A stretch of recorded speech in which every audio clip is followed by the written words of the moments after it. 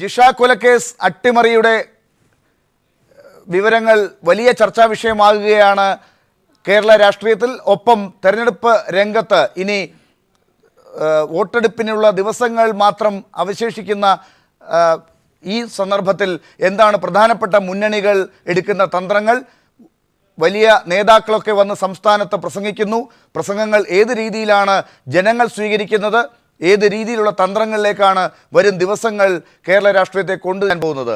ചർച്ചയിൽ പങ്കെടുക്കുന്നത് മുതിർന്ന CPM നേതാവ് Shri CP Narayanan, KPCC secretary Shri Jyothikumar Chamakkala, BJP നേതാവ് ശ്രീ TG മോഹൻദാസ് എന്നിവർ. ശ്രീ ജ്യോതികുമാർ, നിങ്ങളുടെ സർക്കാർ കഴിഞ്ഞ 5 വർഷം കേരളം ഭരിച്ചതിൻ്റെ പേരിൽ എന്ത് രീതിയിലുള്ള നിലപാടെടുക്കണം എന്ന് ജനങ്ങളോടുള്ള ഒരു ചോദ്യമാണ് ഈ തെരഞ്ഞെടുപ്പ്. ആ ചോദ്യങ്ങൾക്ക് മുകളിൽ നിങ്ങളിപ്പോൾ ഉയർത്തിക്കൊണ്ടിരിക്കുന്ന ചർച്ചകൾ ആര് തമ്മിലാണ് മത്സരം എന്ന് ചില ഭാഗത്ത് അത് BJPയുമായിട്ടാണ്, UDF ആണ് മത്സരം, LDF ഇവിടെ ഇല്ല എന്ന രീതിയിലേക്കൊക്കെ കാര്യങ്ങൾ കൊണ്ടുവന്ന് എത്തിക്കുക എന്ന രീതിയിൽ മുഖ്യമന്ത്രി എടുക്കുന്ന ചില നിലപാട്, ചില നേതാക്കൾ അതിനെ പ്രോത്സാഹിപ്പിക്കുകയോ എതിർക്കുകയോ ചെയ്യുന്ന കാര്യങ്ങൾ, അല്ലാതെ ഇങ്ങനെയുള്ള ചർച്ചകളല്ലാതെ നിങ്ങൾ എന്താണ് കഴിഞ്ഞ 5 വർഷം ചെയ്തത് എന്നതിൽ മാത്രം ചർച്ച നിൽക്കാൻ നിങ്ങൾ ആഗ്രഹിക്കാത്തത് പോലെ അതാണോ ഈ അവസാന നിമിഷങ്ങളിലും നിങ്ങൾക്കും തോന്നുന്നത്? അല്ല, അങ്ങനെ പറയുന്നത് ശരിയല്ല. ഞങ്ങളെ സംബന്ധിച്ച് ഞങ്ങൾക്ക് വ്യക്തമായ കാഴ്ചപ്പാടോടുകൂടിയാണ് ഞങ്ങൾ ഈ തെരഞ്ഞെടുപ്പിനെ നേരിടുന്നത്. ഇടതുപക്ഷ ജനാധിപത്യ മുന്നണിക്കും BJPക്കും എതിരായി ഞങ്ങൾ ഈ തെരഞ്ഞെടുപ്പിനെ നേരിടുമ്പോൾ ഞങ്ങൾക്ക് വ്യക്തമായ കാഴ്ചപ്പാടുണ്ട്. കഴിഞ്ഞ 5 വർഷമായി ഈ സംസ്ഥാനത്ത് അധികാരത്തിലുണ്ടായിരുന്ന ഐക്യജനാധിപത്യ മുന്നണി സർക്കാർ നടപ്പിലാക്കിയ വികസന പ്രവർത്തനങ്ങൾ, ഒപ്പം സാധാരണക്കാരെ ലാക്കാക്കിക്കൊണ്ട് നടത്തിയിട്ടുള്ള ക്ഷേമ പ്രവർത്തനങ്ങൾ, ഇത് രണ്ടും ഞങ്ങൾക്ക് ഒരു തുറുപ്പിയിട്ട് തന്നെയാണ്. ഈ പൊതുസമൂഹം അത് അംഗീകരിക്കപ്പെട്ടിരിക്കുന്നു. ഒപ്പം ഞങ്ങളുടെ മദ്യനയത്തെ സംബന്ധിച്ച് സുതാര്യമായ ഒരു നയമാണ് ഞങ്ങൾക്കുള്ളത്. ഞങ്ങളുടെ വികസന പ്രവർത്തനങ്ങൾ, ഞങ്ങൾ നടത്തിയ ക്ഷേമ പ്രവർത്തനങ്ങൾ, ഞങ്ങളുടെ മദ്യനയം, തുടർന്ന് വരാൻ പോകുന്ന ഞങ്ങളുടെ പ്രകടന പത്രികയിൽ പറഞ്ഞിരിക്കുന്ന കാര്യങ്ങൾ, ഇതിനെ സംബന്ധിച്ച് ഞങ്ങൾ വളരെ വ്യക്തമായ കാഴ്ചപ്പാടോടുകൂടിയാണ് ഈ സർക്കാർ, ഈ ഐക്യജനാധിപത്യ മുന്നണി ജനങ്ങളെ നേരിടുന്നത്. ശരി, ജ്യോതികുമാർ, അതാണ് ശരിയെങ്കിൽ നിങ്ങൾ അതാണ് പറയേണ്ടത്. പക്ഷെ അത് ചാനൽ ചർച്ചകളിൽ ഒരു ചോദ്യമായി വരുമ്പോൾ പറയുന്നതല്ലാതെ നിങ്ങൾ തന്ത്രങ്ങൾ മെനയുന്ന കൂട്ടത്തിൽ എന്താണ് ഇപ്പോൾ സംഭവിക്കുന്നത്? നിങ്ങളുടെ നേതാക്കൾ കഴിഞ്ഞ ദിവസങ്ങളിൽ പറഞ്ഞത് എന്താണ്? ശ്രീ ഉമ്മൻചാണ്ടി തന്നെ പറഞ്ഞത് എന്താണ്? കുട്ടനാട്ടിലെ പ്രസംഗം വിവാദമായത് എങ്ങനെയാണെന്നുള്ളത് നമുക്കറിയാം. അതുപോലെ കേരളത്തിൽ നിങ്ങൾ ചെയ്ത കാര്യങ്ങളെക്കുറിച്ചോ അല്ലെങ്കിൽ മദ്യനയത്തെക്കുറിച്ചോ ഒന്നും അല്ല ഇപ്പോൾ ചർച്ച നടക്കുന്നത്. ചർച്ച പോകുന്നത് വേറെ വഴിക്കാണ്. അത് നിങ്ങൾ കാണുന്നുണ്ടോ? അല്ല, അതിന് ഞങ്ങൾ മാത്രം ഉത്തരവാദികളല്ലോ. ചർച്ച സ്വാഭാവികമാണ്. ഇലക്ഷൻ ആകുമ്പോൾ പല വിഷയങ്ങളും ചർച്ച ചെയ്യപ്പെടണം. പക്ഷേ ഇവിടെ നിങ്ങൾ ഈ പറയുന്ന കുട്ടനാട് പ്രസംഗത്തെ സംബന്ധിച്ച് അത് തെറ്റിദ്ധാരണജനകമാണെന്നും അതിൻ്റെ മുഴുവൻ ക്ലിപ്പിങ്ങും പുറത്ത് വിട്ടുകൊണ്ട് മുഖ്യമന്ത്രി തന്നെ അതിന് വിശദീകരണം തന്നിട്ടുണ്ട്. പക്ഷേ നിങ്ങളിതൊക്കെ പറയുമ്പോഴും കേരളത്തിൽ ചില മണ്ഡലങ്ങളിൽ അത് വസ്തുതയാണ്. 1-2 മണ്ഡലങ്ങളിൽ, 2-3 മണ്ഡലങ്ങളിൽ കഴിഞ്ഞ പ്രാവശ്യത്തെ 2ാം സ്ഥാനത്ത് BJP എത്തിയിട്ടുണ്ട്. ആ കാര്യം നമ്മൾ വിസ്മരിച്ചുകൂടാ. ദേശീയ തലത്തിൽ കോൺഗ്രസിൻ്റെ ശത്രു BJP തന്നെയാണ്. കേരളത്തിൽ മത്സരം നടക്കുന്നത് ഇടതുപക്ഷവും കോൺഗ്രസും തമ്മിൽ, ഐക്യജനാധിപത്യ മുന്നണിയും തമ്മിലാണ്. അതിനെന്താ തർക്കം? ചില സ്ഥലങ്ങളിൽ അങ്ങനെ അല്ല എന്ന് പറയേണ്ട ആവശ്യം നിങ്ങൾക്കുണ്ട്. അല്ലല്ല, അങ്ങനെയല്ല. അത് വസ്തുതകളായി പറയണ്ടേ? അവിടെ ചർച്ച നടക്കുമ്പോൾ നിങ്ങൾ അതെല്ലാം യാഥാർത്ഥ്യബോധത്തോട് കാര്യങ്ങൾ സംസാരിക്കണ്ടേ? അങ്ങനെ വരുമ്പോൾ നിങ്ങൾക്കറിയാമല്ലോ, മഞ്ചേശ്വരം എത്ര കാലങ്ങളായി മഞ്ചേശ്വരത്തും കാസർഗോഡും ഞങ്ങളുടെ 1ാം സ്ഥാനത്ത് 2ാം സ്ഥാനത്ത് BJPയുമാണ്. കഴിഞ്ഞ പ്രാവശ്യം നേമത്ത് ഞങ്ങൾ LDF ആണ് 1ാം സ്ഥാനത്ത്, ഞങ്ങൾ 3ാം സ്ഥാനത്താണ്. ഇതൊക്കെ ജനങ്ങൾ കണ്ടുകൊണ്ടിരിക്കുന്ന കാര്യങ്ങളല്ലേ? ഇതൊക്കെ നമുക്ക് മറച്ചു വയ്ക്കാൻ കഴിയുമോ? വസ്തുതകളായി കൂടി കാണണ്ടേ? രാഷ്ട്രീയ പ്രവർത്തകരെ സംബന്ധിച്ച് ഒരു സുതാര്യത ഇത്തരം കാര്യങ്ങൾ പറയുമ്പോൾ കുറച്ചൊക്കെ യാഥാർത്ഥ്യബോധത്തോട് ചേർന്ന് പറയണ്ടേ? ഇവിടെ യഥാർത്ഥത്തിൽ മത്സരം ഇടതുപക്ഷവും ഐക്യജനാധിപത്യ മുന്നണിയും തമ്മിൽ തന്നെയാണ്. പക്ഷേ എക്സെപ്ഷണൽ കേസുകളുണ്ട്. അതുപോലെ തന്നെ ഇപ്പോൾ കുറേ സ്ഥലങ്ങളിൽ നന്നായി മത്സരം നടക്കുന്നുണ്ട്. ഇതൊക്കെ വസ്തുതകളാണ്. ആ വസ്തുതകളെ മറച്ചു വെച്ചിട്ട് നമ്മൾ കാര്യങ്ങളെ കണ്ടിട്ട് കാര്യമില്ല. ഞങ്ങളെ സംബന്ധിച്ച് ഞങ്ങൾക്ക് വളരെ വ്യക്തമായ കാഴ്ചപ്പാടോടുകൂടിയാണ് പൊതുസമൂഹത്തെ അഭിമുഖീകരിക്കുന്നത്, തെരഞ്ഞെടുപ്പിനെ അഭിമുഖീകരിക്കുന്നത്. ഞങ്ങൾക്ക് ജയിക്കുവാൻ കഴിയും. ഞങ്ങൾ വീണ്ടും തുടർഭരണം 77-ന് ശേഷം ചരിത്രത്തിൽ ആദ്യമായി കേരളത്തിൽ തുടർഭരണത്തിനുള്ള എല്ലാ സാധ്യതകളും സംജാതമായിരിക്കുന്നു. ആത്മവിശ്വാസം ഈ പറയുന്ന രീതിയിലാണ് കോൺഗ്രസ് അവർ നടത്തിയ പ്രവർത്തനങ്ങളെക്കുറിച്ച് പറഞ്ഞുകൊണ്ടിരിക്കുകയാണ് ജനങ്ങളുടെ ഇടയിൽ എങ്കിൽ പിന്നെ എന്തുകൊണ്ടാണ് നിങ്ങളുടെ അഖിലേന്ത്യാ സെക്രട്ടറി ഉൾപ്പെടെയുള്ള ആളുകൾ കേരളത്തിൽ വന്ന് പറയുന്നത് ഇവിടെ 2ാം സ്ഥാനത്തിന് വേണ്ടിയുള്ള മത്സരമാണ്, 1ാം സ്ഥാനം LDFന് തന്നെയാണ്, 2ാം സ്ഥാനത്തിന് ഉള്ള മത്സരം നടക്കുന്നത് UDFും BJPയും തമ്മിലാണ് എന്ന ചർച്ചയിലേക്ക് ശ്രീ യെച്ചൂരി ഉൾപ്പെടെയുള്ളവർക്ക് വരേണ്ടി വരുന്ന സാഹചര്യം എന്താണ്? അല്ല, അത് യെച്ചൂരി ആ പ്രസ്താവനയായിട്ട് വന്നതല്ല. യെച്ചൂരി വരുമ്പോൾ ഈ തർക്കം നടക്കുകയാണ്. അപ്പോൾ അതേ സംബന്ധിച്ച് പറഞ്ഞതാണ് സംസ്ഥാനത്ത് പ്രധാനമായിട്ട് LDF UDF ആ മത്സരത്തിൽ ഇപ്പോൾ LDFനാണ് മേൽക്കൈ എന്ന കാര്യം പറയുകയും മറ്റുള്ളവർ തമ്മിൽ രണ്ടാം സ്ഥാനത്തിന് വേണ്ടിയിട്ടുള്ള മത്സരമാണെന്ന് പറയുകയും ചെയ്തു. അത് ഇന്ന ആളാണ് ഇന്ന കക്ഷിയാണ് രണ്ടാം സ്ഥാനത്തെന്ന് പറഞ്ഞിട്ടില്ല. പക്ഷേ ജ്യോതികുമാർ പറഞ്ഞതുപോലെ അല്ല ഉമ്മൻചാണ്ടി പറഞ്ഞത്. അങ്ങനെയാണെങ്കിൽ ജ്യോതികുമാർ പറഞ്ഞ കാര്യം പറഞ്ഞിരുന്നെങ്കിൽ കുഴപ്പമില്ലായിരുന്നു. അതായത് മഞ്ചേശ്വരത്ത് LDF 3-ാം സ്ഥാനത്താണ്, അതേസമയം നേമത്ത് ഞങ്ങൾ 3-ാം സ്ഥാനത്തായിരുന്നു. അപ്പോൾ ഒരു കൂട്ടർ മാത്രമല്ല 3-ാം സ്ഥാനത്ത്. ഉമ്മൻചാണ്ടി നൽകാൻ ശ്രമിച്ച ഒരു സന്ദേശം അത് അദ്ദേഹം അരുവിക്കര പ്രയോഗിച്ചതാണ്. അത് ഒരു അടവാണ്, തന്ത്രം എന്ന് ഞാൻ പറയുന്നില്ല. ആ അടവ് എന്താണെന്ന് വെച്ച് കഴിഞ്ഞാൽ BJP ശക്തമായിട്ട് വരുന്നു, അതിനെതിരെ കേരളത്തിലുള്ള 45-46% വരുന്ന ന്യൂനപക്ഷം ഞങ്ങളുടെ കൂടെ അണിനിരക്കണം. കാരണം ഞങ്ങളാണ് അവർക്കെതിരായിട്ട് നിൽക്കുന്നത്, LDF അല്ല.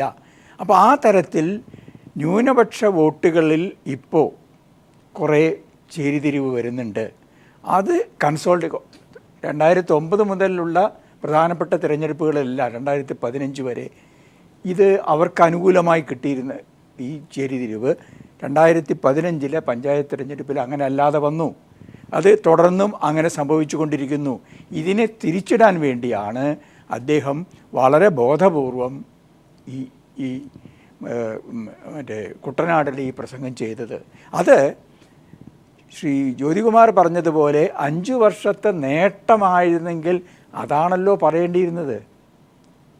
പക്ഷെ നിങ്ങൾ എന്തൊക്കെയോ പറഞ്ഞുകൊണ്ടിരുന്നതിനിടയിലാണ് ഈ രീതിയിലുള്ളൊരു ചർച്ച ഇവിടെ നടക്കുന്നത്. അതിനോടൊരു കമൻറ്റ് നടത്തുകയായിരുന്നു എന്ന് പറഞ്ഞു. അത് എന്തായിരുന്നു നിങ്ങൾ പറഞ്ഞുകൊണ്ടിരുന്നത്? അല്ല, ഞങ്ങൾ പറഞ്ഞുകൊണ്ടിരുന്നത് ഈ ഗവൺമെൻറ് അഴിമതിയിൽ കുളിച്ച ഗവൺമെൻറ്റാണ്. അഴിമതിയിൽ കുളിച്ചു എന്നുള്ളത് ഞങ്ങൾ പറയുന്ന ആരോപണം എവിടെയും എറിയിക്കുന്നില്ല, ഇതായിരുന്നു ഇവർ പറഞ്ഞുകൊണ്ടിരുന്നത്. പക്ഷേ ഇപ്പോൾ അതല്ല. അവസാനം നടന്ന മന്ത്രിസഭാ യോഗങ്ങളിൽ 800-ലധികം തീരുമാനങ്ങളെടുത്ത് പലതും വിഴുങ്ങേണ്ടി വന്നു. ഇതെല്ലാം ജനങ്ങൾ കണ്ടുകൊണ്ടിരിക്കുകയാണ്. രാഷ്ട്രീയമായിട്ടും സാമൂഹ്യമായിട്ടും പ്രബുദ്ധതയുള്ള ജനങ്ങളാണ് കേരളത്തിൽ, വോട്ടർമാരാണുള്ളത്.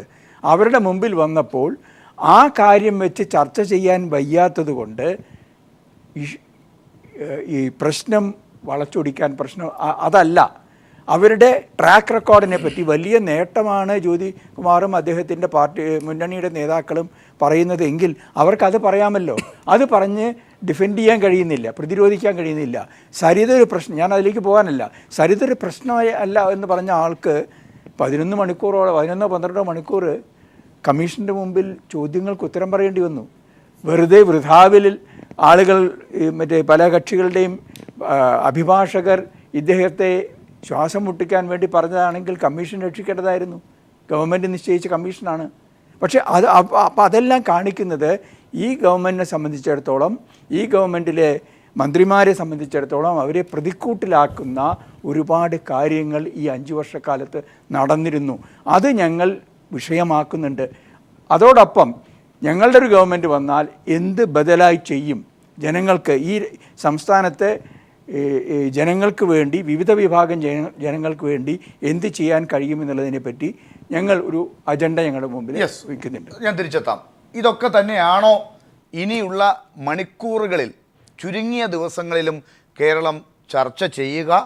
അത് തന്നെയാണോ ഇപ്പോൾ ചർച്ചകളുടെ മുൻനിരയിലുള്ളത് എന്ന ഒരു അന്വേഷണം കൂടിയാണ് നടക്കുന്നത്. ശ്രീ TG മോഹൻദാസ്, കഴിഞ്ഞ ദിവസം നിങ്ങളുടെ നേതാവ്, ഇന്ത്യയുടെ പ്രധാനമന്ത്രി നരേന്ദ്രമോദി തിരുവനന്തപുരം ഉൾപ്പെടെയുള്ള സ്ഥലങ്ങളിൽ വന്ന് പ്രസംഗിച്ചു. അദ്ദേഹം ഒരു പ്രധാനമന്ത്രിയാണ്, ആ നിലവാരമാണ് ഓർക്കേണ്ടത് എന്നാണ് ഇന്ന് മറ്റ് രാഷ്ട്രീയ പാർട്ടികളിലെ നിങ്ങളെ എതിർക്കുന്നവർ ഇന്ന് ഓർമ്മിപ്പിച്ചിട്ടുള്ളത്. എന്തുകൊണ്ടാണ് ഈ ഇടത് വലത് എന്ന് പറഞ്ഞ രീതിയിലുള്ള ശക്തികളെക്കുറിച്ച് ഈ രീതിയിൽ വന്ന് ഇങ്ങനെ കേരളത്തിൽ വന്നു നിന്ന് പറഞ്ഞിട്ട് പോകുന്നത്?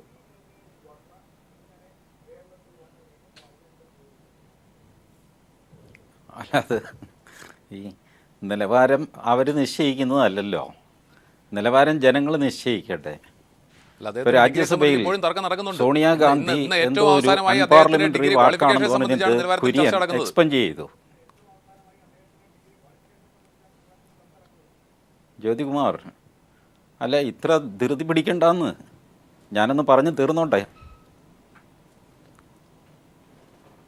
ശ്രീ ടി ജി മോഹൻദാസ് കഴിഞ്ഞോ? പറഞ്ഞോളൂ. എനിക്ക് പറയാമോ? ഇതൊക്കെ തന്നെയാണ് കോൺഗ്രസ്സുകാരുടെ പ്രശ്നം. ഇപ്പോൾ അവർക്ക് മറ്റുള്ളവരുടെ വാക്കുകൾ കേൾക്കാനുള്ള ക്ഷമ പോലും ഇല്ല. സ്വതവേ ശാന്തപ്രകൃതിയാണ് ജ്യോതികുമാർ. ഇന്ന് അദ്ദേഹത്തിനും സോണിയാഗാന്ധി എന്നുള്ള പേര് വന്നു കഴിഞ്ഞപ്പോൾ അദ്ദേഹത്തിന് താങ്ങാൻ പറ്റുന്നില്ല. സോണിയാഗാന്ധി എന്താ ഒരു അൺപാർലമെൻ്ററി വാക്കാണോ?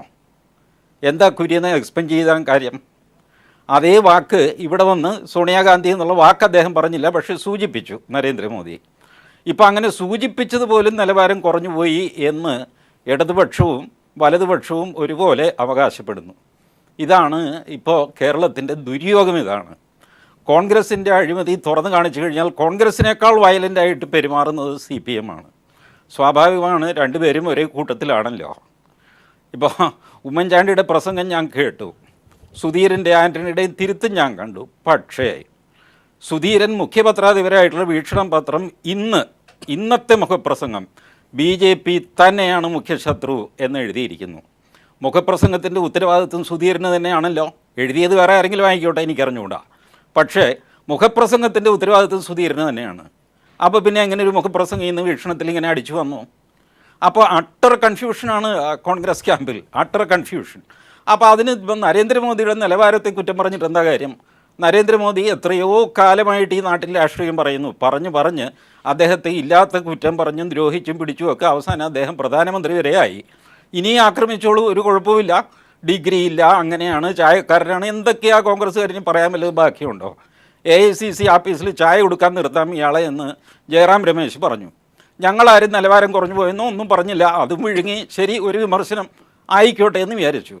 ജനങ്ങൾ അദ്ദേഹത്തെ പ്രധാനമന്ത്രിയാക്കി. പക്ഷേ ഇപ്പോഴും കേരളത്തിലെ കോൺഗ്രസ്സുകാർക്കോ അഖിലേന്ത്യാ തലത്തിലെ കോൺഗ്രസ്സുകാർക്കോ അദ്ദേഹത്തെ അംഗീകരിക്കാൻ സാധിക്കുന്നില്ല. വേണ്ട, നിങ്ങൾ പറഞ്ഞോന്നേ. ഞാൻ മറ്റ് രണ്ട് മുന്നണികളുടെ നേതാക്കളോട് ചോദിച്ചതുപോലെ അങ്ങയോടും ചോദിക്കുകയാണ്. ആ ചോദ്യം പ്രതീക്ഷിച്ചാണ് ഞാൻ നേരത്തെ നരേന്ദ്രമോദിയുടെ പ്രസംഗത്തെക്കുറിച്ച് പറഞ്ഞു തുടങ്ങിയതും. അതായത് BJP ഇവിടെ പറയുന്നത് ഇപ്പോൾ ഈ രണ്ട് മുന്നണികളുടെ കാര്യമാണ്. അവർ ബംഗാളിൽ ചില ധാരണകൾ ഉണ്ടാക്കിയിട്ടുണ്ട് എന്ന കാര്യങ്ങളാണ്.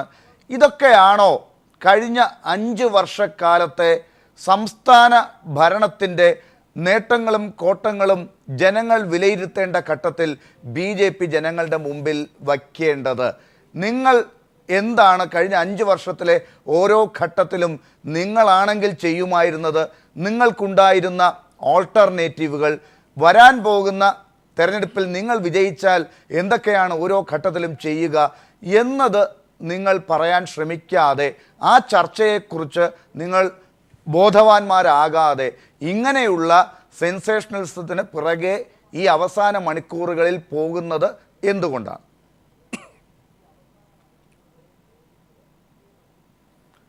എന്തുകൊണ്ടാണെന്ന് വെച്ചാൽ എല്ലാ തെരഞ്ഞെടുപ്പിലും രാഷ്ട്രീയം ഒരു അവശ്യ ഘടകമാണ്. പ്രകടന പത്രികകൾ ഈ 3 മുന്നണികളുടെ നമ്മൾ പലതവണ ചർച്ച ചെയ്ത് കഴിഞ്ഞതാണ്. LDF, UDF, BJP. അപ്പോൾ ഇത് 3ൻ്റെയും ചർച്ച കഴിഞ്ഞു. ഈ തെരഞ്ഞെടുപ്പിൻ്റെ ഒരു നരേറ്റീവ് ഉണ്ട്. ആ നരേറ്റീവ് പല നേതാക്കളും പല രീതിയിൽ സെറ്റ് ചെയ്യും. അതിൽ പവർഫുള്ളായ ഒരു ക്യാരക്ടറാണ് നരേന്ദ്രമോദി. അദ്ദേഹം ഒരു രാഷ്ട്രീയക്കാരനാണല്ലോ, പ്രധാനമന്ത്രി മാത്രമല്ല. അദ്ദേഹം സെറ്റ് ചെയ്ത ഒരു നരേറ്റീവ് ഉണ്ട്. ഇതിനിടയ്ക്ക് ഉമ്മൻചാണ്ടി സെറ്റ് ചെയ്ത് വേറൊരു നരേറ്റീവ് ഉണ്ട്. അതിന് കറക്ഷൻ വന്ന് സുധീരൻ്റെ ഒരു നരേറ്റീവ് ഉണ്ട്. ഈ നരേറ്റീവ് അനുസരിച്ച് അതിൻ്റെ റിയാക്ഷൻസും വന്നുകൊണ്ടിരിക്കും. അപ്പോൾ എന്തിന് റിയാക്ട് ചെയ്തു? നിങ്ങൾ മിണ്ടാതിരുന്നാൽ പോരെ? നിങ്ങൾ പാലത്തിൻ്റെയും തുറമുഖത്തിൻ്റെയും കാര്യം പറഞ്ഞാൽ മതിയല്ലോ എന്ന് പറഞ്ഞാൽ പറ്റുമോ? ജനങ്ങളുടെ മുമ്പിൽ ആരാണ് കൂട്ടുകെട്ട് എന്ന് തുറന്ന് കാണിക്കണ്ടേ? ബംഗാളിൽ പരസ്യമായിട്ട് ഇവർ കൂട്ടുകൂടി. സോണിയാഗാന്ധി ആണെങ്കിൽ ഇന്നലെ ബംഗാളിൽ മാർക്സിസ്റ്റ് പാർട്ടിയും ഞങ്ങളും ഒന്നാണ് എന്ന് പറഞ്ഞിട്ട് ഇവിടെ വന്നിട്ട് രണ്ടാണെന്ന് പറയുന്നു. ഈ വൈരുദ്ധ്യം ജനങ്ങളുടെ മുമ്പിൽ ഞങ്ങൾ തുറന്ന് കാണിക്കണ്ടേ?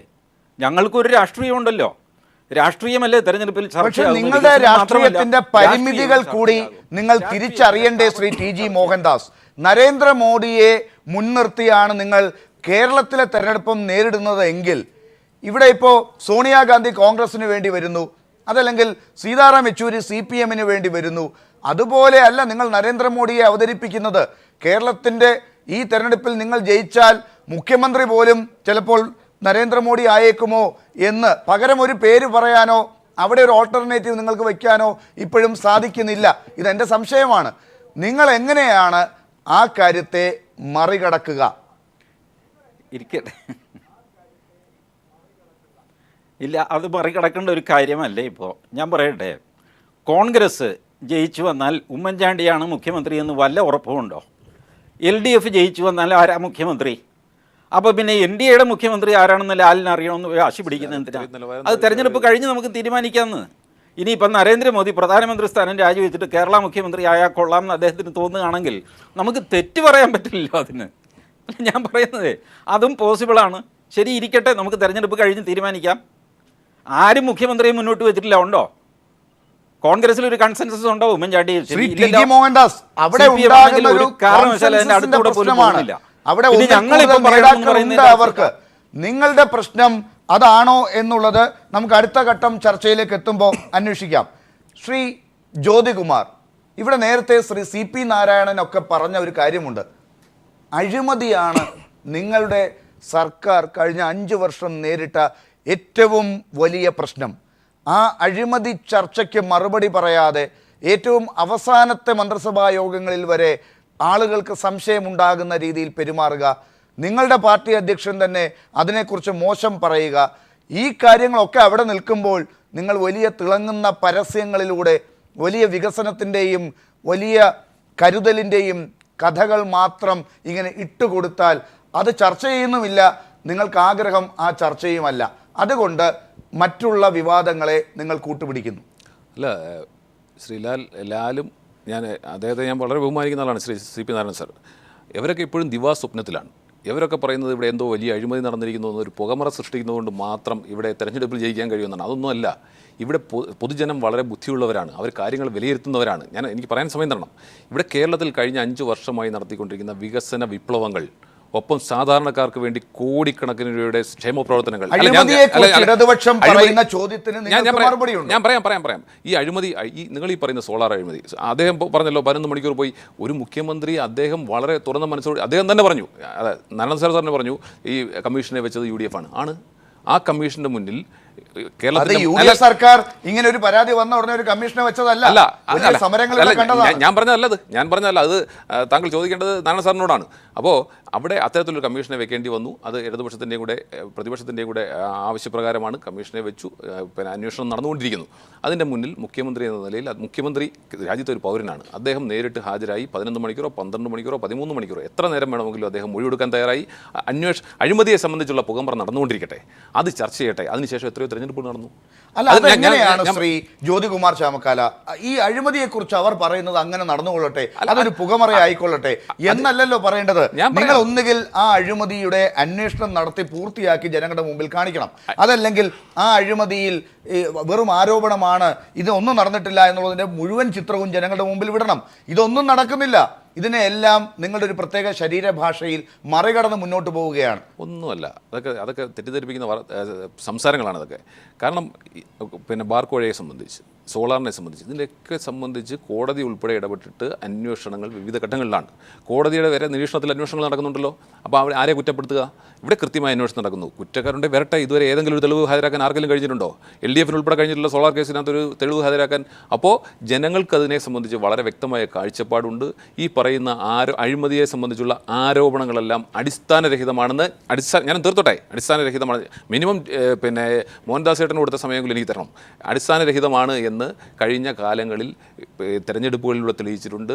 പൊതുസമൂഹം ഇത് അംഗീകരിക്കുന്നില്ല എന്നും അവരിതിൽ വിശ്വസിക്കുന്നില്ല എന്നും തെളിയിച്ചിട്ടുണ്ട്. പക്ഷേ മറ്റതെല്ലാം നമുക്ക് നേരിട്ട് കാണാൻ കഴിയുന്ന കാര്യങ്ങളാണ്.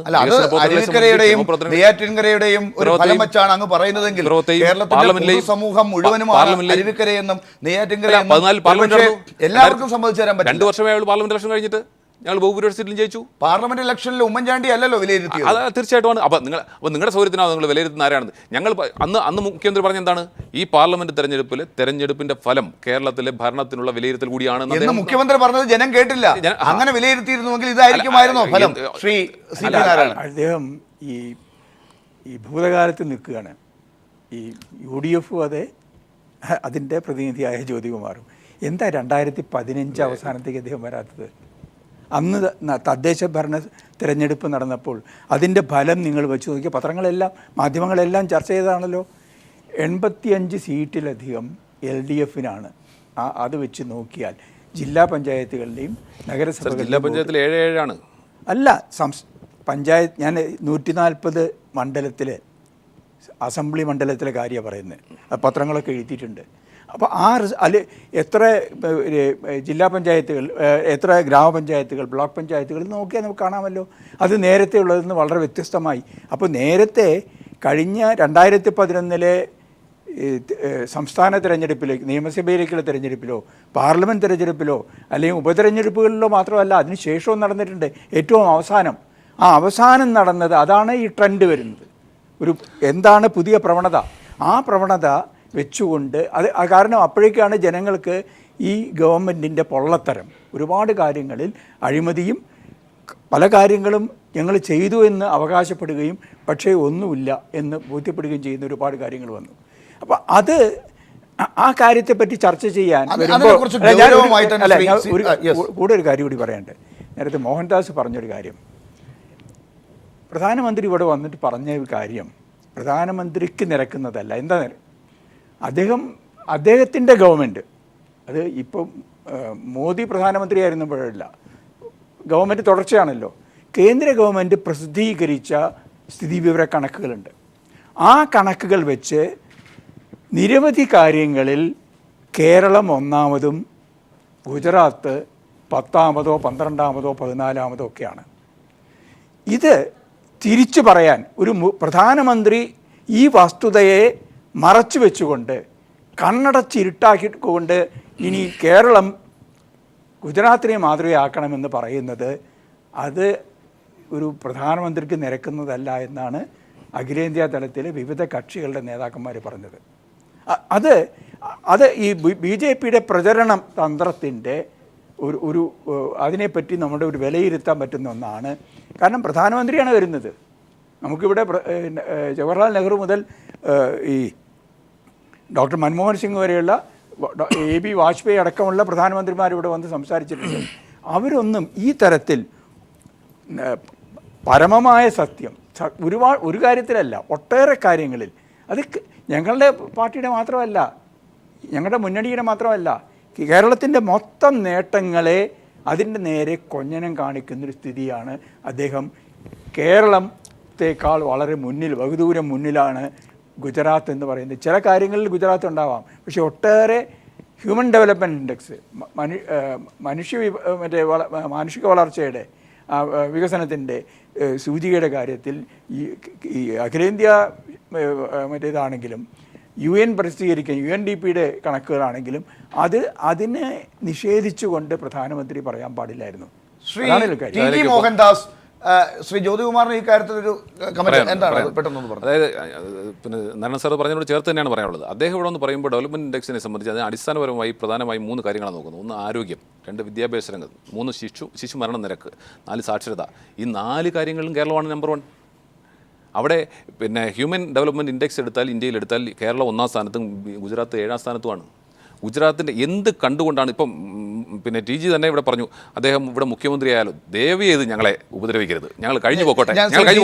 പക്ഷേ അതിന് മുമ്പ് എനിക്ക് ശ്രീ ജ്യോതികുമാറിനെ ഓർമ്മിപ്പിക്കാനുള്ള കാര്യം, ഇത് നിങ്ങൾ നിരത്തുമ്പോൾ ഇതെല്ലാം നിങ്ങളുടെ സർക്കാരിന്റെ നേട്ടമാണെന്നുള്ള രീതിയിൽ അങ്ങനെ ഞങ്ങൾ പറഞ്ഞിട്ടേ ഇല്ല. ഇവിടെ കേരളം കാലാകാലങ്ങളിലായി ഇടതുപക്ഷവും വലതുപക്ഷവുമായി കഴിഞ്ഞ സ്വാതന്ത്ര്യാനന്തര ഭാരതത്തിൽ കേരളത്തിന് ഉണ്ടായിരിക്കുന്ന ഡെവലപ്മെൻറ്റ്സ് ഇവിടെ വന്നിരിക്കുന്ന രാഷ്ട്രീയ സാഹചര്യങ്ങളുടെ അടിസ്ഥാനത്തിലാണ്. അതൊക്കെ സമ്മതിക്കുന്നു. പക്ഷേ അതിനകത്ത് ഇതൊക്കെ വിലയിരുത്തുമ്പോഴും ഇതിനെ വിമർശിക്കുമ്പോഴും അവരവർ 15 വർഷം മുഖ്യമന്ത്രിയായിരുന്ന സംസ്ഥാനത്തെ നിലവാരവുമായി കമ്പയർ ചെയ്യുമ്പോൾ അതിനകത്ത് പ്രധാനമന്ത്രിയെ പോലെ ഒരാൾ ഇത്തരത്തിൽ കള്ളം പറഞ്ഞ് മലയാളികളെ ഒരു മോശക്കാരായി ചിത്രീകരിക്കാൻ പാടില്ലായിരുന്നു. ശ്രീ TG മോഹൻദാസ്.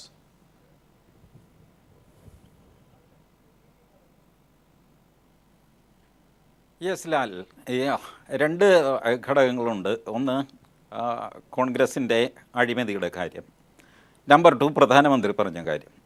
പ്രധാനമന്ത്രി ഗുജറാത്തിൻ്റെയും കേരളത്തിൻ്റെയും ഹ്യൂമൻ ഡെവലപ്മെൻറ്റ് ഇൻഡെക്സ് താരതമ്യപ്പെടുത്തിയത് ഞാൻ കേട്ടില്ല. പക്ഷേ അദ്ദേഹത്തിൻ്റെ എല്ലാ പ്രസംഗങ്ങളും കേട്ടു എന്ന് ഞാൻ പറയുന്നില്ല കേട്ടോ. ഇനി ഞാൻ കേൾക്കാത്ത ഏതെങ്കിലും പ്രസംഗത്തിൽ പറഞ്ഞു എന്നറിയില്ല. പക്ഷേ അത് റിപ്പോർട്ട് ചെയ്ത് വരേണ്ടതായിരുന്നു. ഹ്യൂമൻ ഡെവലപ്മെൻറ്റ് ഇൻഡെക്സ് അല്ലെങ്കിൽ സാക്ഷരത, ഗുജറാത്ത്, കേരളം, ഇതിൻ്റെ ഒരു താരതമ്യം അദ്ദേഹം അവതരിപ്പിച്ചതായിട്ട് ഞാൻ കേട്ടില്ല.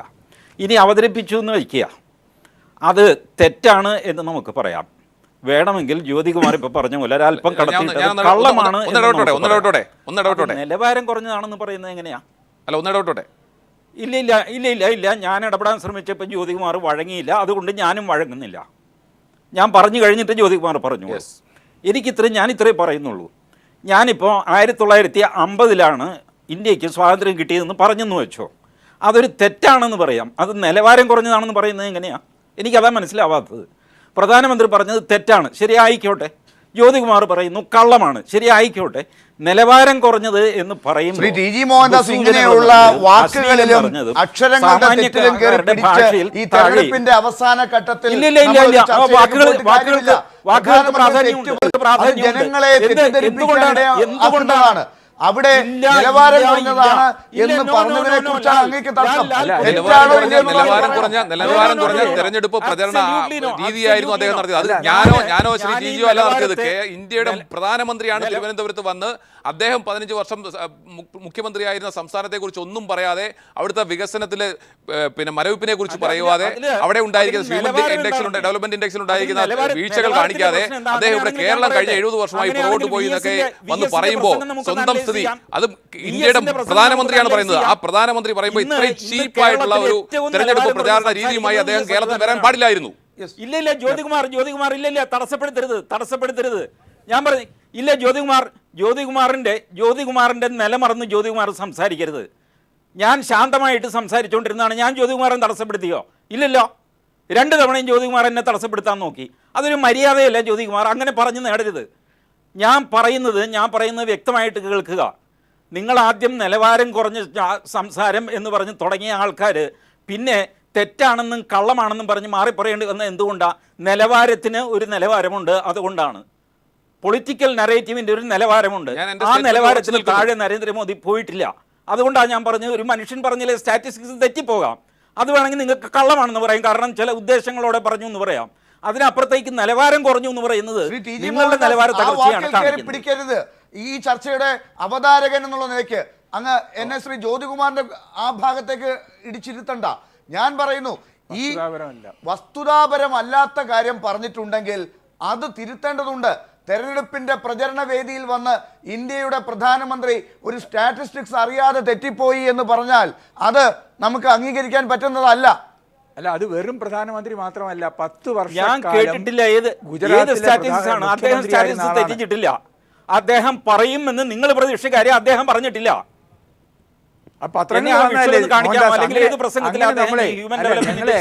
കളിയാക്കരുത്. ഇന്ന് മാധ്യമങ്ങളിൽ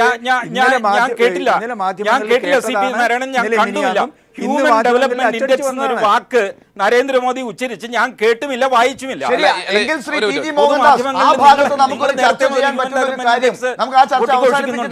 നരേന്ദ്രമോദി ഗുജറാത്തിന് തുല്യമാണ് കേരളം എന്ന് ഇനി BJP നേതാക്കൾ പറയില്ല എന്നാണ് അങ്ങ് പറയേണ്ടത്. അങ്ങനെയാണെങ്കിൽ ഇല്ല, അങ്ങനെയൊന്നും ഞാൻ പറയില്ല. സി, ഹ്യൂമൻ ഡെവലപ്മെൻറ്റ് ഇൻഡെക്സ് ഒരു ചർച്ചയ്ക്ക് വന്നു കഴിഞ്ഞാൽ എനിക്കതിന് മറുപടിയുണ്ട്. ഞാൻ ആകെ പറയുന്നത്, പ്രധാനമന്ത്രി ഹ്യൂമൻ ഡെവലപ്മെൻറ്റ് ഇൻഡെക്സിനെ പറ്റി ഒരു ചർച്ചയും ഒരു നരേറ്റീവും നടത്തിയില്ല ഈ പ്രസംഗങ്ങളിൽ. ഇത് അവർ ക്ലെയിം ചെയ്യുന്നുണ്ട്. അവർ ഹ്യൂമൻ ഡെവലപ്മെന്റ്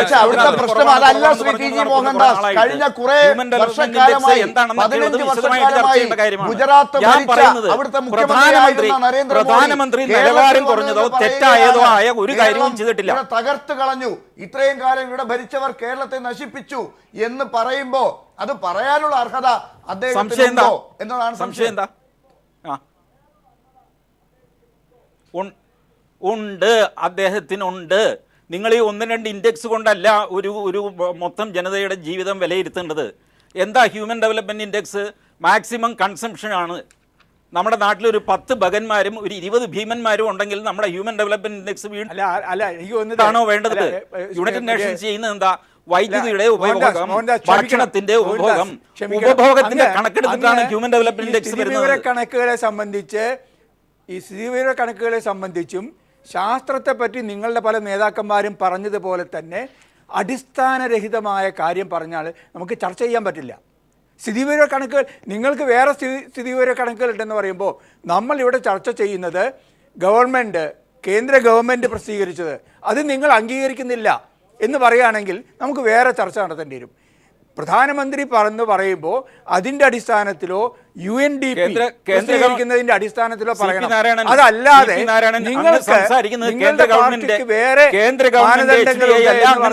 പറയരുത്. ഒരു കാര്യം പറയട്ടെ ഇടയ്ക്ക് കയറിയതാണല്ലോ, മതി ഇന്റർവെൻഷൻ അത്രയും മതി. ഞാൻ പറയുന്നത് കേൾക്കൂ. നിങ്ങൾ സംസാരിക്കുന്നത് കേന്ദ്ര സർക്കാരിന്റെ HDI അല്ല, യുണൈറ്റഡ് നേഷൻസിന്റെ HDI ആണ്. നിങ്ങൾക്ക് യൂറോപ്യൻ കമ്മ്യൂണിസ്റ്റുകാർക്ക് ഞങ്ങൾ പണ്ടുമുതലേ ഞാൻ ആകെ പറയുന്നത് ഇത്രയേ ഉള്ളൂ. ഹ്യൂമൻ ഡെവലപ്മെന്റ് ഇൻഡെക്സ് എന്നുള്ള വാക്ക് പ്രധാനമന്ത്രി ഉപയോഗിച്ചോ അത് പറയൂ.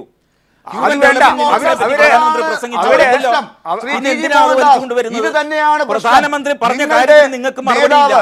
പ്രധാനമന്ത്രിയുടെ പദവി അലങ്കരിക്കുന്ന നരേന്ദ്രമോദി തിരുവനന്തപുരത്ത് വന്ന്, മഞ്ചേശ്വരത്ത് വന്ന്, കുട്ടനാട്ടിൽ വന്ന് കേരളത്തെക്കുറിച്ച് ചില കണക്കുകൾ പറയുന്നു.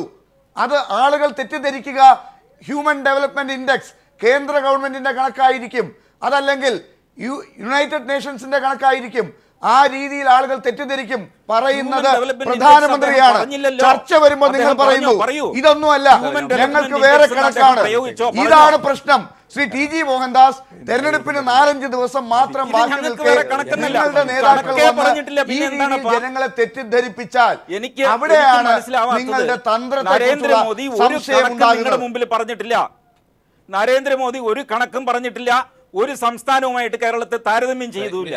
എന്തിനാണ് ഈ തെറ്റിദ്ധാരണ പരത്തുന്നത്? നരേന്ദ്രമോദി മറ്റ് സംസ്ഥാനങ്ങളുമായിട്ട് കേരളത്തെ താരതമ്യം ചെയ്തിട്ടില്ല. ഗുജറാത്ത്, ആന്ധ്രയും തമിഴ്നാടുമായിട്ട് അദ്ദേഹം താരതമ്യം ചെയ്തോ? ഇല്ലല്ലോ. ഡൽഹിയുമായിട്ട് ഈ കാര്യത്തെ കുറിച്ച് അങ്ങേക്ക് എന്താണ്? നമുക്ക് ഇത് കടന്ന് മറ്റൊരു വിഷയത്തിലേക്ക് പോകേണ്ടതുണ്ട്. അല്ല, അദ്ദേഹം നിർത്തട്ടെ. ഞാൻ ഇടപെട്ടു അദ്ദേഹം പറയുന്നത്. ഞാൻ ഇടപെട്ടതിൽ അദ്ദേഹത്തിന് ബുദ്ധിമുട്ടുണ്ടായെങ്കിൽ ഞാൻ ക്ഷമ ചോദിക്കുന്നു. പക്ഷേ പറയാതിരിക്കാൻ പറ്റില്ല ചില കാര്യങ്ങൾ. ഇവിടെ ഞാൻ അദ്ദേഹത്തോട് ചോദിക്കാൻ ഉദ്ദേശിക്കുന്ന 1-2 കാര്യങ്ങളുള്ളൂ. ഹ്യൂമൻ ഡെവലപ്മെന്റ് ഇൻഡെക്സിനെ സംബന്ധിച്ച് ഇന്നലെ പ്രധാനമന്ത്രി സംസാരിച്ചിട്ടേ ഇല്ല, ആർക്കും തർക്കമില്ല. പക്ഷേ ഞാൻ അദ്ദേഹത്തോട് ചോദിക്കാൻ ആഗ്രഹിക്കുന്ന ഒന്നേ ഉള്ളൂ. കേരളം കഴിഞ്ഞ 60-70 വർഷമായൊക്കെ പിറകിലാണെന്ന് പ്രധാനമന്ത്രി പറയുമ്പോൾ അദ്ദേഹം ഏത് സംസ്ഥാനത്തെ പ്രതികരിച്ചാണ് ആദ്യം മുഖ്യമന്ത്രിയായിരുന്നത്? പൊതുജനം ചോദിക്കുന്ന ഒരു ചോദ്യം.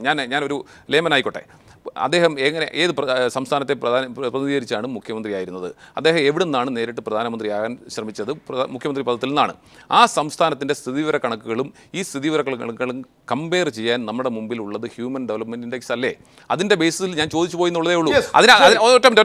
അതിനകത്ത് എന്തെങ്കിലും തെറ്റുപറ്റിപ്പോയെങ്കിൽ പോട്ടെ, അങ്ങേക്ക് മനസ്സിലാവുന്നതിലും പൊതുജനത്തിന് ഇത് മനസ്സിലാകുന്നുണ്ട്. 1. 2, നമുക്ക് കേരളത്തിലേക്ക് തന്നെ തിരിച്ചു വരാം. ഇത്രയൊക്കെ പറയുമ്പോൾ ഞാൻ ഒറ്റ ഒരു ചോദ്യം ചോദിച്ചോട്ടെ. കേരളത്തിൽ ഇപ്പോൾ ഏറ്റവും കൂടുതൽ പ്രതിസന്ധി നേരിടുന്ന മേഖലയാണ് കാർഷിക മേഖല. അദ്ദേഹം ഒരുപാട് നല്ല സംസാരിച്ചു. ഇവിടെ റബ്ബറിനെ സംബന്ധിച്ച് റബ്ബറിൻ്റെ വില ഒരുപാട് ഇടിഞ്ഞിരിക്കുന്നു. ആസിയാൻ കരാറെന്ന് പറയുന്നുണ്ട്. അതൊക്കെ പറയുന്നതിനൊന്നും ഒരു അടിസ്ഥാനമില്ല. കാരണം അതിന് ശേഷവും വില 240 വന്നിട്ടുണ്ട്. ഇവിടെ വില സ്ഥിരതാ ഫണ്ട് സംസ്ഥാന സർക്കാർ ഏർപ്പെടുത്തി. 150 രൂപ വില സ്ഥിരതാ ഫണ്ട് ഏർപ്പെടുത്തിയിട്ട് സംസ്ഥാന സർക്കാർ 300 കോടി രൂപ അതിനായി മാറ്റിവെച്ചു. എല്ലാ കർഷകർക്കും അവരുടെ സൊസൈറ്റി വഴി കൊടുക്കുന്നുണ്ട്. കേന്ദ്രത്തിൻ്റെ വിഹിതമായി 500 കോടി രൂപ തരണമെന്ന് എത്രയോ പ്രാവശ്യം കേന്ദ്രത്തോട് ആവശ്യപ്പെട്ട് ഒരു ചില്ലി കാശ് തരാൻ ഈ പ്രധാനമന്ത്രി തയ്യാറായോ? അദ്ദേഹം അത് തന്നിട്ടായിരുന്നു, 1 രൂപയെങ്കിലും തന്നിട്ടായിരുന്നു ഇന്നലെ ഇതൊക്കെ പറഞ്ഞെങ്കിൽ ഞങ്ങൾ കാർഷിക മേഖലയെ കുറിച്ച് സമ്മതിച്ചേനെ. അതുപോലെ എല്ലാ വിഷയത്തെ സംബന്ധിച്ച് CP നാരായണനോട് ഒരു സംശയം ചോദിക്കാനുള്ളത്, ഇവിടെ ശ്രീ ജ്യോതികുമാർ ഇതിനിടയിൽ കൂടി പറഞ്ഞു പോയ ഒരു കാര്യമുണ്ട്. കർഷകരുടെ പ്രശ്നങ്ങളെല്ലാം അങ്ങ് ശരിയായി നോക്കിക്കൊണ്ടിരിക്കുന്ന ഒരു സംസ്ഥാനമായിരുന്നു കേരളം. റബ്ബറിൻ്റെ കാര്യത്തിലെല്ലാം കൃത്യമായി നടന്നു പോകുന്നതിനിടയിലാണ് ഇപ്പോൾ ഒരു 500 രൂപ കേന്ദ്ര സർക്കാരും കൂടി കൊടുക്കേണ്ടത് കൊടുത്തില്ല എന്നുള്ള രീതിയിൽ. എന്താണ് ശരി ശ്രീ CP നാരായണൻ? താങ്കൾ ഡൽഹിയിൽ കാര്യങ്ങൾ നോക്കുന്ന ഒരാൾ കൂടിയാണല്ലോ. 2 കാര്യം ഇതിൽ. ആദ്യത്തെ മറ്റേ BJP നേതാവ് പറഞ്ഞ കാര്യമുണ്ടല്ലോ, അദ്ദേഹം പറഞ്ഞ കാര്യത്തുമായിട്ട് ബന്ധപ്പെട്ട് ഗുജറാത്തിനെയും കേരളത്തെയും താരതമ്യം ചെയ്തു പ്രധാനമന്ത്രി. അത് ചെയ്യാം, പ്രശ്നമൊന്നുമില്ല. പക്ഷെ ചെയ്യുമ്പോൾ കേരളത്തിലെ ജനങ്ങൾക്ക്, എനിക്കോ ജ്യോതികുമാറിനോ മാത്രമല്ല, നമുക്ക് എല്ലാവർക്കും ബോധ്യപ്പെടുന്ന രീതിയിൽ കാര്യങ്ങൾ പറയണം. അത് പറഞ്ഞില്ല. അത് പ്രധാനമന്ത്രിയെ പോലെ ഒരാൾ അങ്ങനെ പറയാൻ പാടില്ല എന്നുള്ളതായിരുന്നു എനിക്കതിനെപ്പറ്റി പറയാനുള്ളത്. പിന്നെ ജ്യോതികുമാർ ഈ ഓണത്തിനിടയിൽ പുട്ടുകച്ചവടം നടത്തേണ്ടായിരുന്നു എന്ന് എനിക്കൊരു അഭിപ്രായമുണ്ട്. കാരണം ഇതിൻ്റെ കാര്യത്തിൽ റബ്ബറിൻ്റെ കാര്യത്തിൽ UPA ഗവൺമെൻറ് കാലത്ത് തുടങ്ങിയതാണ് ഇറക്കുമതി. UPA ഗവൺമെൻറ് ഇപ്പോൾ NDA ഗവൺമെൻറ് തമ്മിൽ വ്യത്യാസം എന്താ? 4 ലക്ഷം ടൺ ഒരു വർഷം ഇറക്കുമതി ചെയ്തു UPA ഗവൺമെൻറ്. അത് 6 ലക്ഷം ടണ്ണായി വർദ്ധിപ്പിച്ചു NDA ഗവൺമെൻറ്. അപ്പോൾ അത് കുറേ കൂടി രൂക്ഷമാക്കിയിട്ടുണ്ട് ആ പ്രശ്നം. പക്ഷേ ഇന്ത്യയിലെ ആഭ്യന്തര ഉൽപ്പാദനം, കേരളം മാത്രമല്ലല്ലോ, ആഭ്യന്തര ഉൽപ്പാദനം ഇന്ത്യയിലെ ആവശ്യങ്ങളായിട്ട് നോക്കുമ്പോൾ 1 ലക്ഷം ടണ്ണിൻ്റെ താഴെ മാത്രമേ നമുക്ക് ഇറക്കുമതി ചെയ്യേണ്ടതുള്ളൂ. ആ സ്ഥാനത്ത് 4 ലക്ഷം ടണ്ണും പിന്നീട് 6 ലക്ഷം ടണ്ണും ഇറക്കുമതി ചെയ്തപ്പോഴാണ് നമുക്ക് 250 രൂപ വരെ ഉണ്ടായിരുന്ന 1 കിലോ റബ്ബറിൻ്റെ വില ഇന്നത്തെ തോതിലേക്ക് ഇടിഞ്ഞത്. അതിന് ഈ രണ്ട് കൂട്ടരും UPAയും NDAയും ഒരുപോലെ ഈ കാര്യത്തിൽ അവരുടെ രണ്ടുപേരുടെയും നയം, അവരുടെ മന്ത്രിമാരായിട്ട്, അത് ആ വകുപ്പ് കൈകാര്യം ചെയ്യുന്ന മന്ത്രിമാരായിട്ട് കേരളത്തിലെ വിവിധ MP-മാർ ഒന്നിച്ച് ഞങ്ങൾ ചർച്ച ചെയ്യുന്നതിൽ ഞാനും ഭാഗവാക്കായിട്ടുണ്ട്, മുഖ്യമന്ത്രി ഉൾപ്പെടെയുള്ളവർ. പക്ഷേ അതിൽ ഈ ഞങ്ങളോട് സംസാരിക്കാൻ പോലും അന്ന് ഈ കാര്യത്തിൽ നിർണായക തീരുമാനമെടുത്ത P. ചിദംബരം തയ്യാറായിട്ടില്ല എന്ന് കോൺഗ്രസിന്, ഞാൻ പേര് പറഞ്ഞപ്പോൾ പ്രയാസപ്പെടുത്തുന്നില്ല, അഭിമന്യരായ കോൺഗ്രസിൻ്റെ MP-മാർ തന്നെ പറഞ്ഞിട്ടുണ്ട്. പക്ഷേ അത് ഇപ്പോൾ നിർമ്മലാ സീതാരാമൻ സംസാരിക്കാൻ തയ്യാറാവുന്നുണ്ട്, പക്ഷേ ഒന്നും ചെയ്യുന്നില്ല. ഇത് ഈ തരത്തിൽ മുതലാളിമാരെ, ടയർ മുതലാളിമാരെ സഹായിക്കാൻ വേണ്ടി UPA ഗവൺമെൻറ് ആയാലും NDA ഗവൺമെൻറ് ആയാലും പിന്തുടരുന്ന നയം, അതാണ് കേരളത്തിലെ പാവപ്പെട്ട റബ്ബർ കർഷകരെ. അത് സംഭവിക്കുമ്പോഴും കേരളത്തിൽ വില സ്ഥിരതാ ഫണ്ട് ഉണ്ടാക്കുകയും 150 രൂപ മിനിമം കൊടുക്കാനുള്ള സാഹചര്യം ഉണ്ടാക്കുകയും ചെയ്തു. ശരി, അതൊക്കെ ബഡ്ജറ്റിൽ ഇതുകൊണ്ടൊക്കെ റബ്ബർ കർഷകരുടെ പ്രശ്നം തീർന്നു എന്നുള്ളതാണ് വീണ്ടും ചർച്ച. അത് വിലയിരുത്തുന്ന ഒരു തെരഞ്ഞെടുപ്പാണ് വരുന്നത്. അവിടെ ഇതൊന്നും ചർച്ചയില്ലല്ലോ എന്നതാണ് എൻ്റെ ചോദ്യം. ഇനിയുള്ള ഒരു 5-6 ദിവസമാണ് ബാക്കിയുള്ളത്. അവിടെ ഈ കാര്യങ്ങൾ ചർച്ച ചെയ്യാതെ വീണ്ടും ഈ തന്ത്രങ്ങളിലേക്ക് പോകുന്നത് എന്തുകൊണ്ടാണ്? ഗുജറാത്തിലെ കാര്യം ഇവിടെ വന്ന് പറയുമ്പോൾ, അതല്ലെങ്കിൽ കഴിഞ്ഞ തങ്ങളുടെ സർക്കാരിൻ്റെ കാലത്തെ പ്രവർത്തനങ്ങൾ എങ്ങനെയൊക്കെയാണ് ആളുകളെ ബാധിച്ചതെന്ന് ചോദിക്കുമ്പോൾ അതിലേക്ക് വരാതെ മറ്റു കാര്യങ്ങൾ എന്തുകൊണ്ട് പറയുന്നു? അവസാനത്തെ ഒരു 5-6 മിനിറ്റാണ് നമുക്ക് ചർച്ചയുണ്ടാകുക. അവിടെ നമുക്ക് ഇന്നത്തെ പ്രധാനപ്പെട്ട ഒരു വിഷയം കൂടി എടുക്കാതിരിക്കാൻ പറ്റില്ല. ശ്രീ ജ്യോതികുമാർ, ക്രമസമാധാന നില ഒരു സർക്കാരിൻ്റെ ഏറ്റവും പ്രധാനപ്പെട്ട നോട്ട മേഖലയാണ്. ആ സർക്കാർ അതിനകത്ത് ഉത്തരം പറഞ്ഞേ സാധിക്കൂ. ഇവിടെ ഇതാ ജിഷ എന്ന ഒരു പെൺകുട്ടി കൊല്ലപ്പെട്ടിട്ട് 12 ദിവസം തികഞ്ഞിട്ടും ഒരു കൊലയാളിയെ കണ്ടെത്താൻ സാധിക്കുന്നില്ല എന്ന് മാത്രമല്ല, ആ അന്വേഷണ ഘട്ടങ്ങൾ മുഴുവൻ അട്ടിമറിക്കപ്പെട്ടു എന്നാണ് ഇപ്പോൾ ഏറ്റവും ഒടുവിൽ പറഞ്ഞു കേൾക്കുന്നതും. എന്താണ് നിങ്ങൾക്ക് പറയാനുള്ളത്? അല്ല, അന്വേഷണം മുഴുവൻ അട്ടിമറിക്കുന്നു എന്നൊക്കെ പറഞ്ഞാൽ അത് ലാല് മാത്രമേ പറയൂ, അല്ലെങ്കിൽ ആരാ പറയുന്നത് അന്വേഷണം അദ്ദേഹത്തിന് പറയാം. കാരണം താങ്കൾ ഈ പറഞ്ഞ ഇതുപോലെ തന്നെ അവസാന ലാപ്പിൽ ഓടുമ്പോൾ എന്ത് കുപ്രചരണങ്ങളും അഴിച്ചുവിടുന്ന കാര്യത്തിൽ CPM ഒന്നും പറയുന്നില്ല. ഞാൻ പറഞ്ഞു വരട്ടെ. അതിനകത്തൊരു അക്ഷമ കാണിക്കാതിരിക്കും. അങ്ങ് അവസാനം കൊണ്ടുവന്ന് ഞാൻ മുമ്പ് റബ്ബറിൻ്റെ കാര്യം പറഞ്ഞപ്പോൾ എനിക്ക് ദുരുദ്ദേശം ഉണ്ടെന്ന് പറഞ്ഞതുപോലെ എനിക്കൊരു ദുരുദ്ദേശമില്ലാതെ ഞാൻ അദ്ദേഹത്തോട് TGയോടാണ് ഒരു ചോദ്യം ചോദിച്ചത്. അദ്ദേഹത്തിന് മറുപടി പറയാൻ പോലും അങ്ങ് സമ്മതിച്ചില്ല.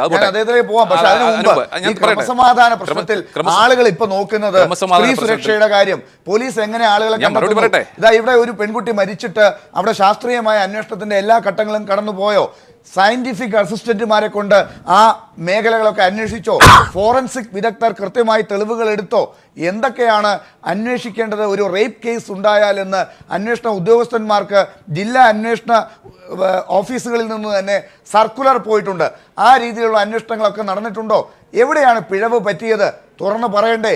ഈ തെരഞ്ഞെടുപ്പ് ഘട്ടത്തിൽ ആളുകൾ ചോദിക്കില്ലേ ശ്രീ ജ്യോതികുമാർ? തീർച്ചയായിട്ടും ഇത് നമ്മൾ കഴിഞ്ഞ ഒരാഴ്ചയായി ചർച്ച ചെയ്തുകൊണ്ടിരിക്കുന്ന വിഷയമാണ്. തീർച്ചയായിട്ടും സംഭവിക്കാൻ പാടില്ലാത്തൊരു വിഷയമാണ് കേരളത്തിൽ സംഭവിച്ചത്. കേരളത്തിനെ സംബന്ധിച്ച് ഇത്തരത്തിലൊരു സംഭവം ഇതിനു മുമ്പ് ഉണ്ടായിട്ടില്ല. സംഭവിക്കാൻ പാടില്ലാത്ത കാര്യം തന്നെയാണ് സംഭവിച്ചിരിക്കുന്നത്. തീർച്ചയായും അതിൻ്റെ പ്രതികളെ നിയമത്തിന് മുന്നിൽ കൊണ്ടുവരേണ്ടതുണ്ട്. അതിനുള്ള ഊർജിത ശ്രമത്തിലാണ് സംസ്ഥാനത്തെ പോലീസ് എന്നുള്ള കാര്യത്തിൽ ഒരു തർക്കവും വേണ്ട. 30 ടീമുകളായി തിരിഞ്ഞുകൊണ്ട് അന്വേഷണം നടന്നുകൊണ്ടിരിക്കുന്നു. അന്വേഷണത്തിൻ്റെ വിവിധ ഘട്ടങ്ങൾ അതെല്ലാം ഡിസ്ക്ലോസ് ചെയ്യുന്നില്ല എന്ന് മാത്രമേ ഉള്ളൂ. ഒന്നത്. ഞാൻ പറയുന്നത് ഒന്ന് തൊട്ടെ. അതിനെ സംബന്ധിച്ച് പറഞ്ഞു പോകുമ്പോൾ ഒന്ന് രണ്ട് കാര്യങ്ങൾ നിങ്ങൾ പറഞ്ഞല്ലോ, ഫോറൻസിക്കിനെ സംബന്ധിച്ച് വളരെ വ്യക്തമായും ഈ രംഗത്തെ ഏറ്റവും പിന്നെ പ്രശസ്തനായ ഡോക്ടർ ഉമാദത്തൻ പോലും ശരിവച്ചിട്ടുണ്ട്. രണ്ട്, കോടതിയെ സംബന്ധിച്ച് കോടതിക്ക് അന്വേഷണം തൃപ്തികരമല്ലെന്നും CBIക്ക് വിടണമെന്നും പറഞ്ഞ് പോയിട്ട് കോടതി തള്ളി. ഇന്നിപ്പോൾ പിന്നെ ഒന്നോ രണ്ടോ പോലീസ് ഉദ്യോഗസ്ഥർക്കെതിരെ കേസെടുക്കണമെന്നും പറഞ്ഞ് എറണാകുളം കോടതി ചെന്ന് തള്ളിപ്പോയിട്ടുണ്ട്. അപ്പോൾ അന്വേഷണം അതിൻ്റെ വഴി അല്ല, ഞാൻ പറഞ്ഞു